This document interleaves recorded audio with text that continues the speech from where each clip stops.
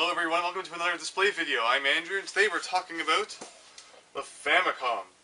It's the Japanese counterpart of my favorite console, the NES, which we talked about last time. And yeah, there's of course, if you saw the end of the last video and you saw what the Famicom looked like, there's a lot of things that are different about it. First of all, as if you saw last time, the cords are connected, so that's a major difference. The second player controller actually doesn't have start and select buttons. Instead, it has a microphone and a volume switch here, and that was used in some games. Like I know there was one enemy in the Japanese version of The Legend of Zelda that could only be defeated by blowing into the microphone. And then the first player Famicom controller is pretty much the same.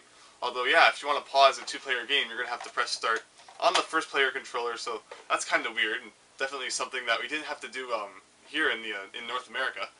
So another thing that's different, we have this eject push thing here, and that was sort of carried over to the Super Nintendo, as you can see here, because that's sort of how that ended up working out, since it started out in the Famicom, although the original NES didn't have it, but then the Super Famicom got it, so then we ended up getting it on the Super Nintendo, even though it was really pointless, since you can just play your games out anyway.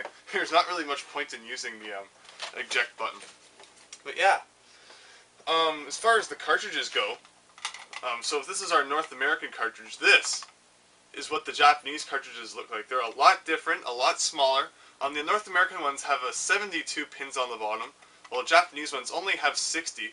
And the interesting thing to note is that if we look inside a North American game and we take off the top, you'll actually see that the board takes up hardly any of the cartridge space. So you might think, wow, their games were a lot smaller, but when you look at it, it's actually just the plastic of our games that was a lot bigger. I know, I guess they figured that bigger was better, so people would buy it. There's actually a lot of things in the old video games that followed that, thinking that, oh, North Americans will think that bigger is better. So even though something was really small in Japan, they made it huge here. And yeah, we'll see some examples of that in the future. But yeah, so that's one of the differences, like that. And yeah, as you can see, cartridges are pretty small. And there's some other really neat things. So like yeah. And they're all different colors too. I actually always like that, how all the different cartridges are different colors. It looks really nice when they're all lined up on the shelf. One of the problems that the Famicom had though was that there was a lot of piracy. Like as you can see here, here is a real copy of original Famicom baseball, and then what we have here is a pirate copy that was made.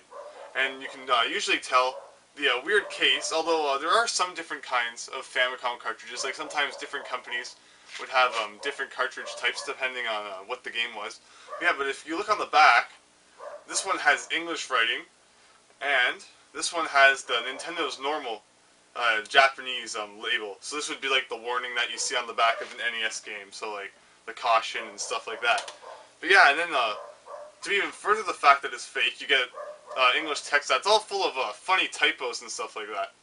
So yeah, so if you're ever wondering if it's real or not, just usually look at the back. Usually if there's any English, or not any English, but usually if the whole thing is in English, it's fake. Although if there's a whole bunch of typos and stuff, you can probably guarantee it. But yeah, as far as playing Famicom games on your NES, it's actually pretty easy to do so. All you need to do is pick yourself up a converter, like one of these two, that converts the 60 pins to 72. And yeah, so there's a whole bunch of different ones out there. They're not usually too expensive. It's even possible to open up some NES games.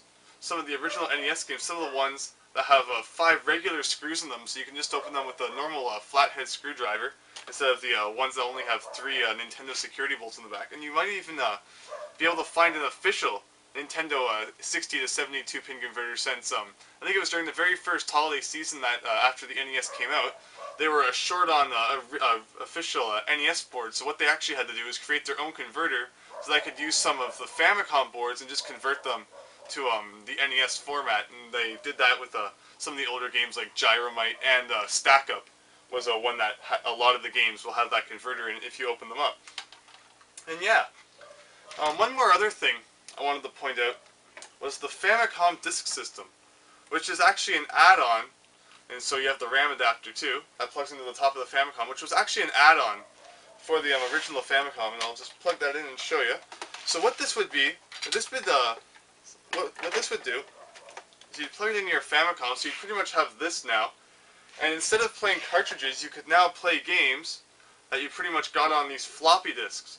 So it comes in a really nice case here, and there's even some fake ones too. So just like the original Famicom, or the cartridges had some pirating issues, discs were cheaper to make, so that's why Nintendo tried to switch to them, because they were a lot less expensive, because circuit boards were kind of expensive at the time, but unfortunately, just as things like the cartridges got pirated, it wasn't too long before the discs started getting pirated too. So this is a pirated disc, just so you can kind of see the shape of it.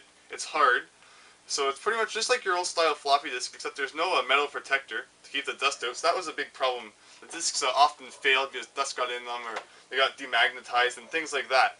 So yeah, that just sort of attaches to it, and then you're just supposed to sort of set it at the bottom. What you need though is you can either use an extra power supply to power your disk system, or you can put some batteries in the bottom too. And speaking of power supply, the Famicom, if we unplug that, its power supply spot is actually almost identical to the NES's. So you can actually plug an NES power supply into a Famicom, but you don't want to, because if you try to use an NES power supply with a Famicom, it'll actually blow the boards inside. It will like fry everything. So you don't want to do that, because the NES power supply, there's some kind of conversion that happens inside the NES instead of in the power supply. So it just sends the raw power that we have in North America into the Famicom, and that just completely fries it. But what you can do is, if you have a Famicom and you don't have a power supply, you can actually use a first model Genesis power supply, or a Master System, so the one with the black tip, and not the yellow tip that came with the Model 2 and 3 Genesis. And you can use that with your Famicom, and it actually works perfectly fine.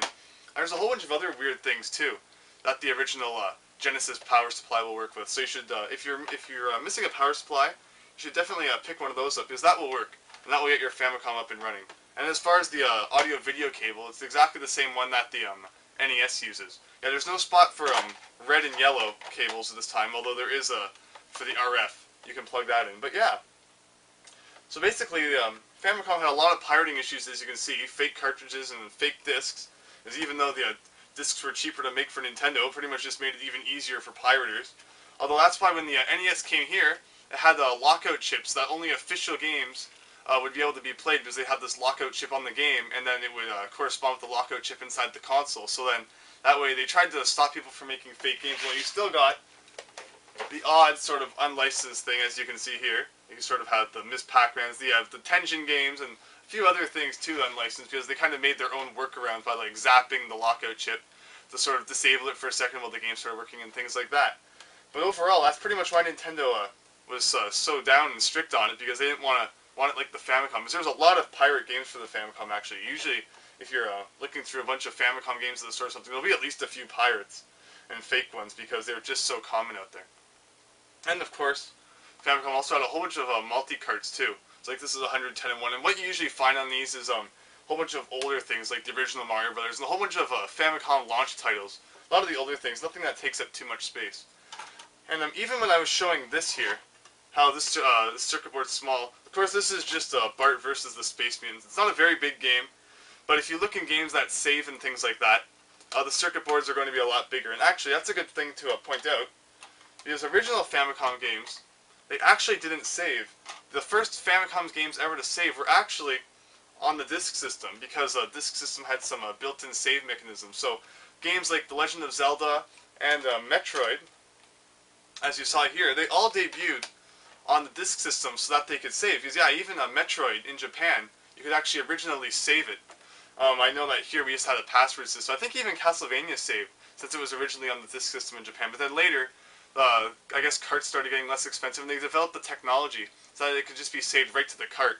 So they didn't need to worry about just resorting to the disk system anymore. And eventually it phased out, and then they just went back to using all the cartridges. And then that's why it wasn't too successful in Japan, and that's why it never came here to North America, and why that expansion port that I showed you on the bottom of the NES pretty much went unused, because they weren't going to go to discs here, since it was sort of a flop in Japan.